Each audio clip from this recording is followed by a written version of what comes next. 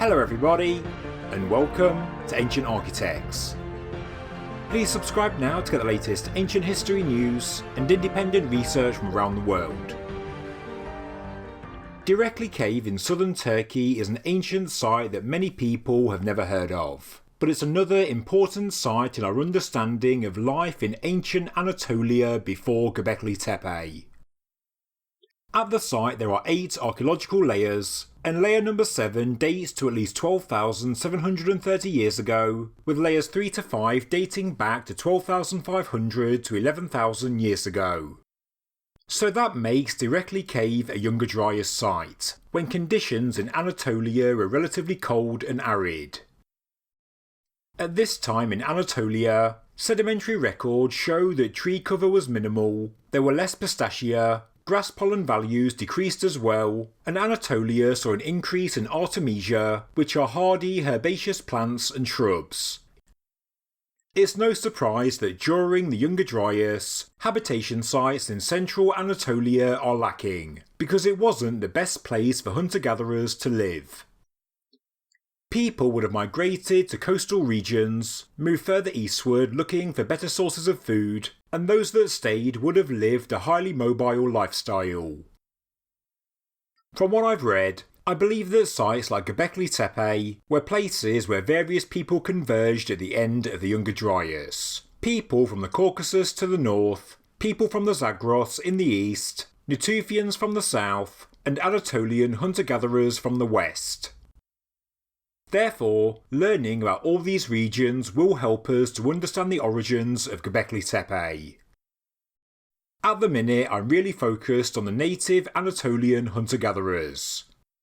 In my last video, I reported that a 16,000-year-old cemetery had been discovered at Pinabarsi, located 320 miles west of Gobekli Tepe.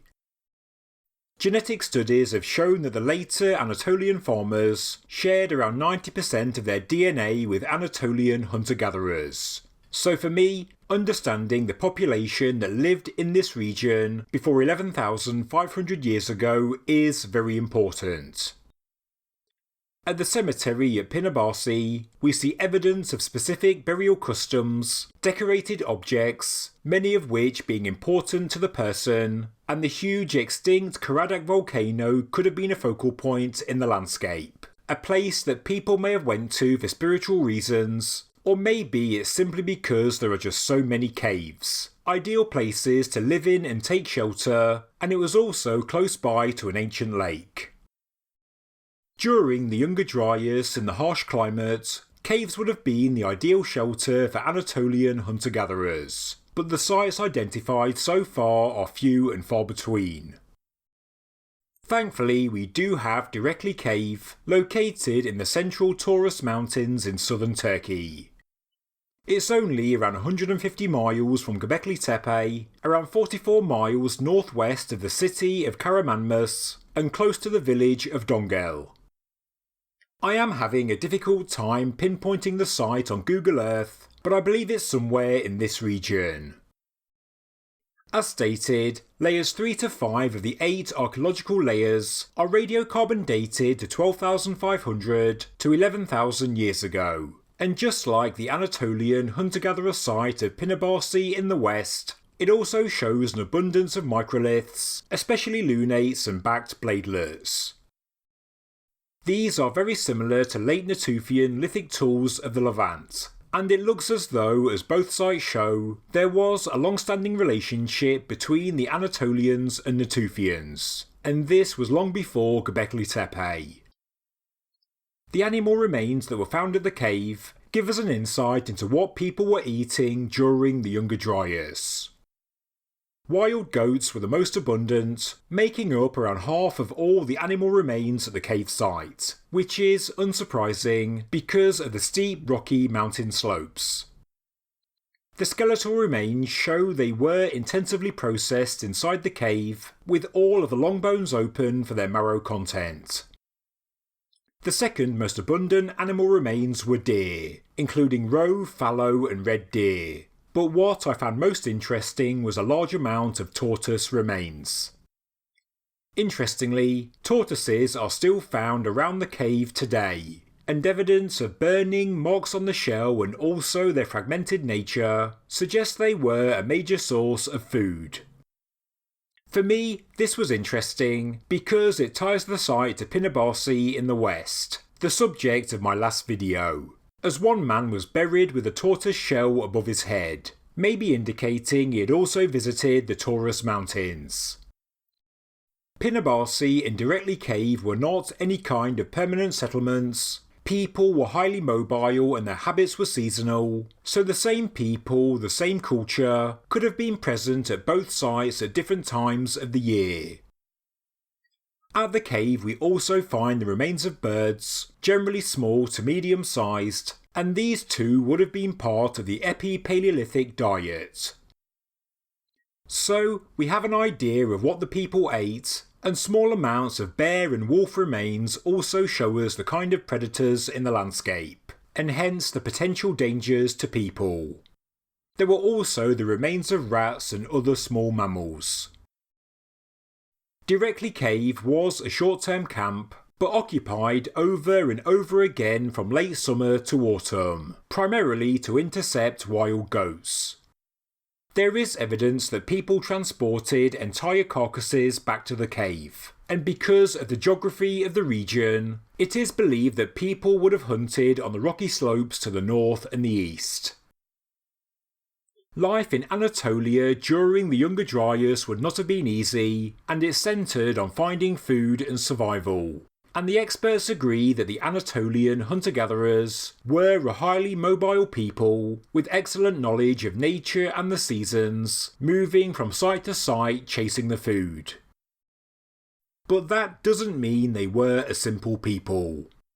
Direkli Cave does tell us something more because in Layer 7, archaeologists discovered a baked clay figurine, and this dates back to 10,730 BC. Right at the onset of the Younger Dryas, and such a find is extremely rare for this period in this part of the world. Now, it is hard to see, but this is a female figurine, extremely crude in appearance, and according to the experts, it's showing a female in the early phase of pregnancy. The breasts are relatively small, and the hips are shown to be widened, indicating that this figurine could have been related to fertility in the early stages of pregnancy, maybe some kind of good luck charm that was given to a newly pregnant woman. Although it is crude in appearance, it is a very important object because being made of baked clay, it shows careful craftsmanship and also a controlled use of fire. If it was baked in uncontrolled fire, the figurine would have cracked or crumbled. This doesn't display any such fire damage, and also after baking it was polished. This is important because it was long believed that the technological capacity to use fire for producing figurines in southwestern Asia was a Neolithic innovation. But here at Direkli Cave, we have clear evidence for the development of this skill right at the beginning of the Younger Dryas, 12,730 years ago. The archaeologists did not expect to find this. In the same Layer 7, archaeologists also discovered a basin-like grave.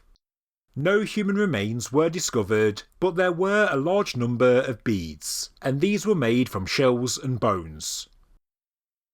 They also found a ball-headed needle, an eye-hole needle, bone tools, a bone spear and a spatula. In recent years, archaeologists have also excavated Layer 8, and this dates back to 14,000 years ago. There is even some speculation that the finds inside the cave go as far back as 30,000 years ago, although more work is being done to confirm this. I want this video to once again highlight that the climate drove the development of human society, and there is a reason we don't see large advanced civilizations, agricultural societies and megalithic marvels during the Ice Age. The climate simply didn't allow it. But when the Holocene began, and the world started to heat up, people did have a vast array of skills, humanity was primed to flourish, and so it's no surprise we do see a rapid development. as seen at sites in Europe, Russia and Siberia, and now Anatolia as well. Humans already had so much technical know-how, and we already had culture and beliefs, often shared beliefs because of a common origin. During the Bolling Alarod, the climate did improve dramatically, but as we can see it did gradually get worse until we reached another mini ice age in the Younger Dryas, and this lasted around 1,300 years. The ancient Anatolian people did get through it though, and that's because we know that hunter-gatherers were intelligent people. They had technological innovations, like the use of controlled fire, they made effective weapons and tools, they had art, culture and beliefs, and a deep understanding of nature, as they travelled from place to place, having a full understanding of the seasonal changes in animal behaviour. They were intelligent because they survived the Younger Dryas, and, let's be honest, after raiding local supermarkets and eating every last Haribo and packet of crisps, how many of us could survive a sudden ice age today? I would say not many.